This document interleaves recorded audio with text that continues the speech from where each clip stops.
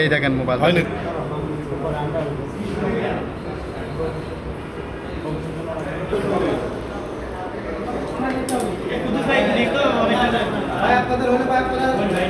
Border Bangladesh সীমান্ত নিরাপত্তা নিশ্চিত করতে কল্পে চোরাচালান প্রতিরোধের পাশাপাশি প্রতিনিয়ত বিভিন্ন কৌশল অবলম্বন গ্রহণের মাধ্যমে সফল অভিযান পরিচালনা করে আসছে।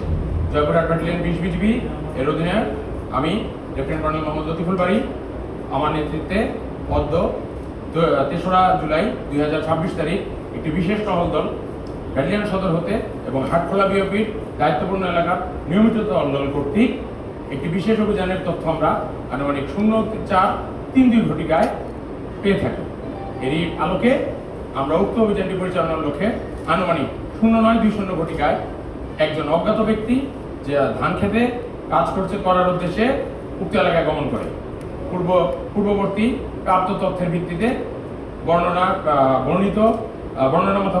তথ্যের বর্ণনা মোতাবেক উক্ত ব্যক্তির টহলের নিকটবর্তী হলে তাকে চ্যালেঞ্জ করার সময় সে দৌড়ে পালানোর চেষ্টা করে এবং পরবর্তীতে তাকে টহলদল কর্তৃক আটক করা হয়।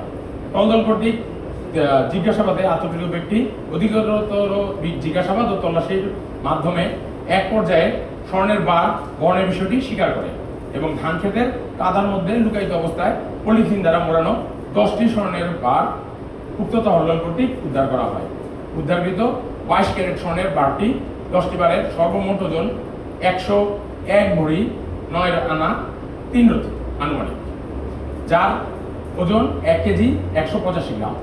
এছাড়াও আটককৃত ব্যক্তির নিকট হতে একটি ভিভো অ্যান্ড্রয়েড ফোন, একটি গ্রামীণ ও একটি বাংলা লিঙ্ক সিম এবং সর্বমোট 2টি উপের সিম উদ্ধার করা হয়। উদ্ধারকৃত স্বর্ণ ও আনুষঙ্গিক দ্রব্যের আনুমানিক সিজার মূল্য 2,27,83,000 টাকা।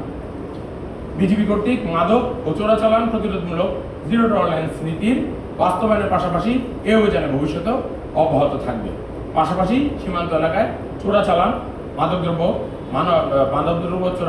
পাচার, মানব পাচার এবং অবৈধ অনুপ্রবেশ রোধকল্পে স্থানীয় জনগণের সহযোগিতা আমরা একান্তভাবে কামনা করছি।